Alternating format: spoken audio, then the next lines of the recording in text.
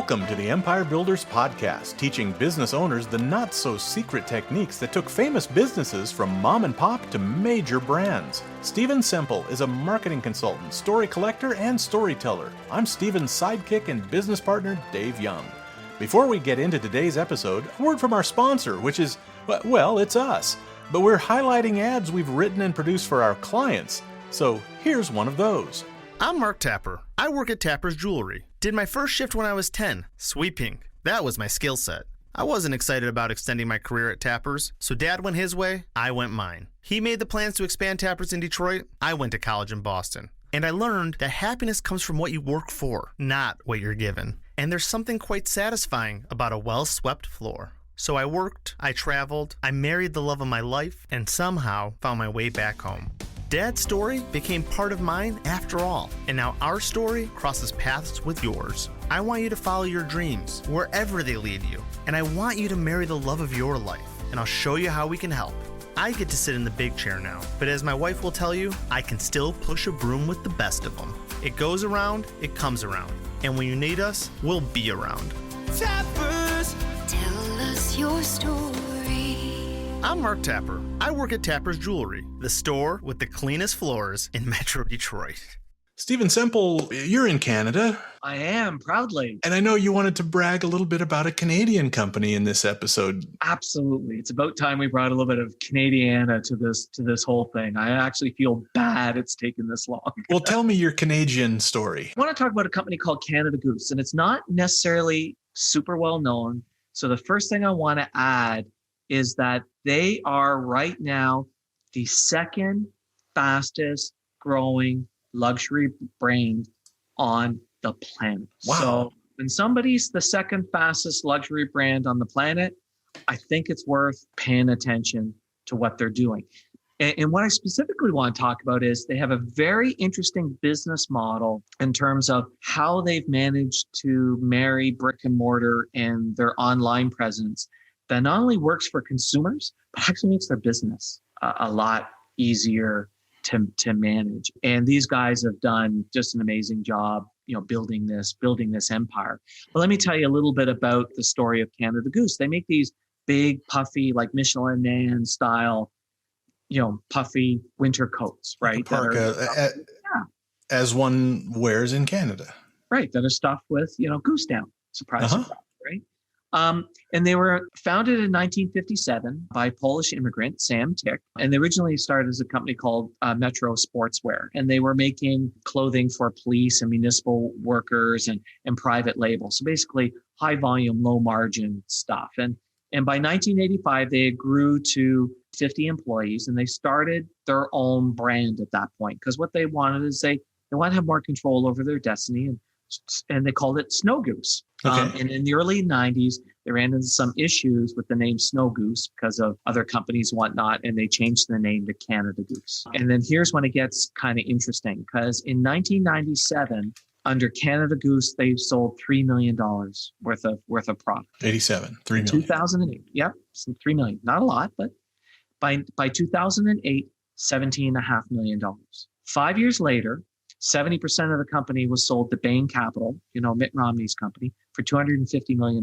So Bain Capital came along and bought 70% of the company for that price. But there was an interesting stipulation. Sam Tick stipulated that was great. They're going to sell the company, but manufacturing had to be maintained in Canada. Okay. And these coats are still made in Canada. They're not made in China or anything along that lines. That's part of the deal. 2014, sales hit $200 million. 2016, they went public. And by 2018, they were doing $591 million worth of sales. And today, second fastest growing luxury brand. So what's the key? Here's the key. Here's what they're doing.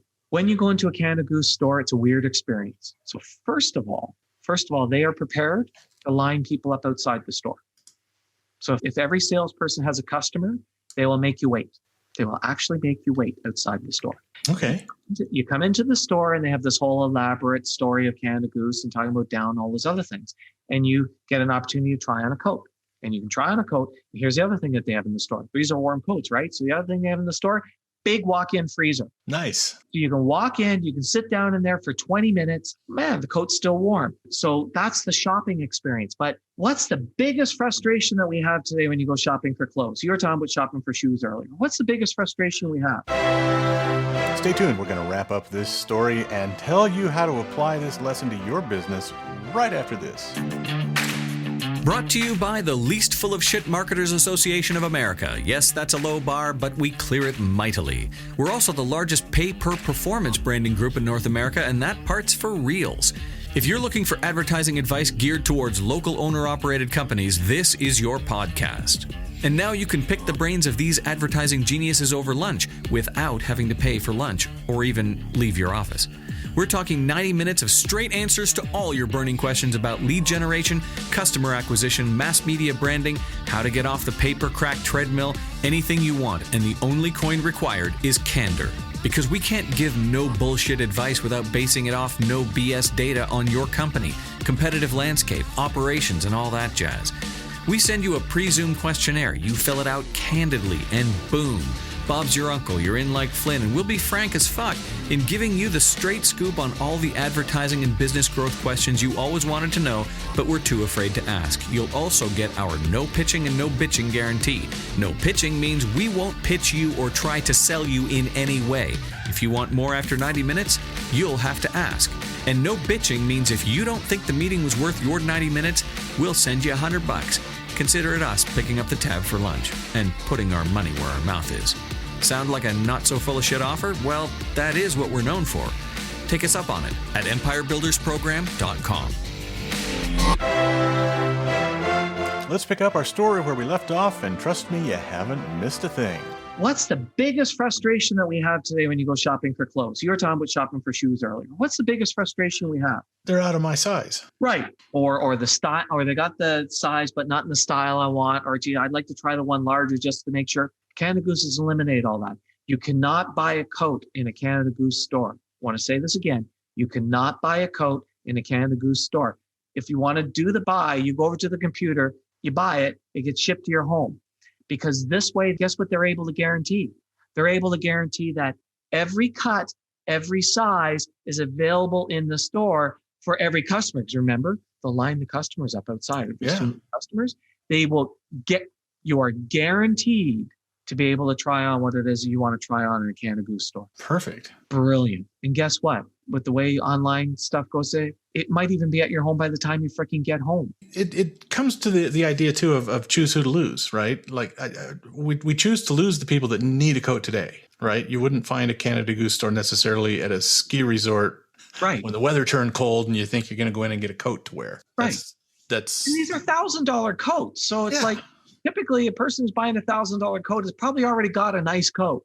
Probably. I wouldn't be in a ski area without one, right? Right. Yeah. And here's the interesting thing.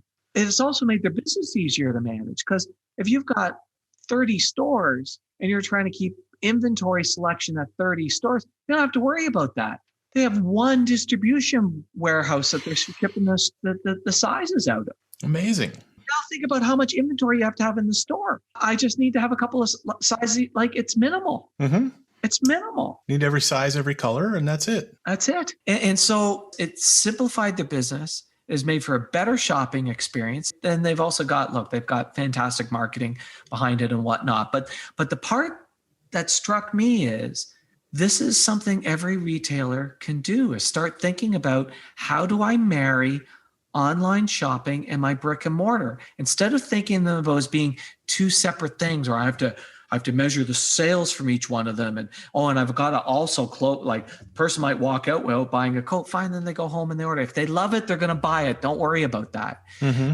But this thinking about the shopping experience differently and how do I marry and make the brick and mortar and online work together? Look, there'll be lots of people who don't need to go to the store. They already know their size and they're going to order it. That's fine. That's fine. But that to me is the innovative thinking that they brought that I really admired about the Canada Goose experience. You know, there's a little psychological element of, it's not true scarcity, but like the experience of, I'm waiting in line to go in there, right? I assume that there's lines. Yes. Look, you walk through a mall back when we used to have malls still open. Back when we could still go. and there was crowds in them. There was only 2 stores that had a lineup outside their shop: Apple, Canada Goose. Amazing. Great story. Thanks for listening to the podcast. Please share us, subscribe on your favorite podcast app, and leave us a big, fat, juicy 5-star rating and review at Apple Podcasts. And if you'd like to schedule your own 90-minute empire building session, you can do it at empirebuildingprogram.com.